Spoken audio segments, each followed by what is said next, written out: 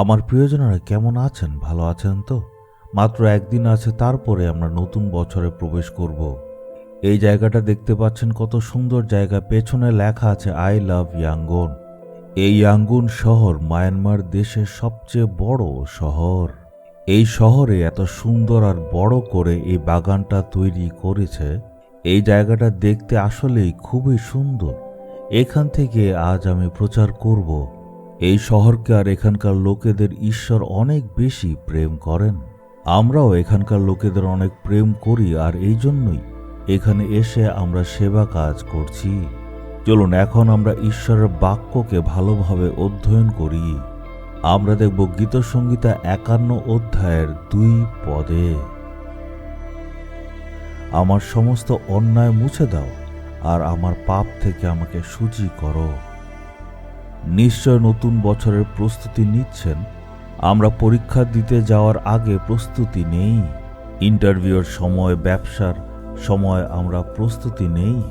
অনেক মণ্ডলীতে আমরা দেখতে পাই নতুন বছরে যাওয়ার আগে প্রস্তুতি প্রার্থনা করে। আমরাও প্রভুর চরণে 3 দিন বসি। আমরাও একইভাবে প্রস্তুতি প্রার্থনা করি। এই প্রস্তুতি প্রার্থনাটা খুবই দরকারি। এই জন্য প্রতিদিন আমাদের ঈশ্বরের চরণে এসে বলতে হবে, পিতা, আপনার রক্ত দ্বারা আমাদের ধৌত করে পরিষ্কার করুন। হে ঈশ্বর, আমার অন্যায় মুছে দাও আর আমার সকল রকম পাপ থেকে আমায় শুচি করো। এর মানে হচ্ছে আমার জীবনকে আপনি পরীক্ষা করে দেখুন আর আমার হৃদয়কে শুচি করে দিন। আমরা যেহেতু মানুষ, এর জন্য আমাদের হৃদয়ে অনেক দুর্বলতা আছে। আমরা কেউ বলতে পারবো না যে আমরা কখনো পাপ করিনি, আমরা পুরোপুরি ধার্মিক। প্রত্যেকজন মানুষ নিজের জীবনে ভুল করে। অনেক ভুল জেনে শুনে করি, অনেক ভুল অজান্তে করি, কিন্তু সবাই কোনো না কোনো রকম ভুল করে। বাইবেল বলে, যদি আমরা বলি যে আমাদের মধ্যে পাপ নেই, তার মানে নিজেকে আমরা প্রতারণা করি। অজান্তে আমরা অনেক রকম পাপ করে ফেলি, কিন্তু মনে রাখতে হবে সেই পাপে থাকলে চলবে না। হ্যাঁ, আমি পাপ করেছি, এমন কোনো বড় পাপ করিনি, তাতে কোনো ক্ষতি হবে না, এই রকম কথা বলবেন না। অনুতাপ করুন। হৃদয়কে শুচিশুদ্ধ করার জন্য নিজেকে অর্পণ করুন। যারা পবিত্রতায় চলছে আরও পবিত্র হন। ঈশ্বরের এটা ইচ্ছা যাতে আমরা প্রত্যেকজন পবিত্র হই। তাই প্রভু বলছেন যে পবিত্র তারা যাতে সব কর্মের মধ্যে আরও পবিত্রতায় চলে। আমরা নিজের শক্তিতে কখনো পবিত্র হতে পারবো না। ঈশ্বর বলছেন, আমি তোমাকে পবিত্র করব। আমাদের পবিত্র করার জন্য প্রভু যীশু খ্রিস্ট মারা গেছেন। সেই প্রভু যীশুর রক্তই আমাদের সকল পাপকে ধুয়ে দেয়। এমনভাবে বলে আমাদের প্রার্থনা করতে হবে। তখন ঈশ্বর আমাদেরকে ক্ষমা করবেন। আমরা বলবো, হে প্রভু, আমার হৃদয়ের অবস্থা আপনি জানেন। এই সব কিছু দূর করে আপনি আমায় পবিত্র করুন। পবিত্রতায় যত আমরা বৃদ্ধি পাব, তত আমাদের পাপ ক্ষমা হবে আর আমরা জীবনে এগিয়ে যেতে পারব। পবিত্রতার পূর্ণতায় পবিত্র আত্মা আমাদের পথ দেখাবেন।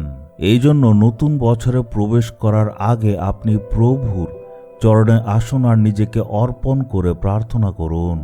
আপনি যদি নিজের স্ত্রীকে দুঃখ দিয়েছেন, তার কাছে ক্ষমা চান। আপনি স্ত্রী হয়ে যদি নিজের স্বামীর বশীভূত না হন, তাহলে আপনি স্বামীর কাছে গিয়ে ক্ষমা চান। মাতা পিতার মনে দুঃখ দিয়ে থাকলে তাদের কাছে গিয়ে ক্ষমা চান। বা আপনি আপনার কাজের জায়গায় যদি কারোর মনে অনেক দুঃখ দিয়ে থাকেন, তার কাছে গিয়ে আপনি ক্ষমা চান। নতুন বছরে প্রবেশ করার আগে নিজেদেরকে আমাদের ঠিক করতে হবে। তখন পবিত্র আত্মা আমাদেরকে সাহায্য করেন। যখন উনি আসেন, তখন পবিত্রতার পূর্ণতায় উনি আমাদের পথ দেখান। তাই আজকে আপনি প্রার্থনা করে বলুন, হে পিতা ঈশ্বর, আমার সকল পাপ আপনি ক্ষমা করে দিন। 1 মিনিট বুকে হাত রেখে প্রার্থনা করুন, হে যিশু, আমার ভেতরে যেই সব অধার্মিকতা আছে আপনি দূর করে দিন। পবিত্রতায় আমাদের এগোতে হবে। গত বছর আমরা যা যা পাপ করেছি, সেই পাপগুলো নতুন বছরে আর করব না। পবিত্রতার অভাব রয়েছে, সেটা আপনি দূর করে দিন।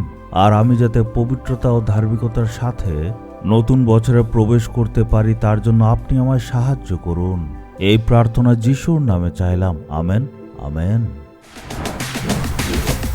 জিসাস রিডিমস বেঙ্গলি ইউটিউব চ্যানেলটি সাবস্ক্রাইব করুন। বেল আইকনটি ক্লিক করুন। আমাদের প্রতিদিনের নতুন প্রোগ্রাম সম্পর্কে আপডেট পেতে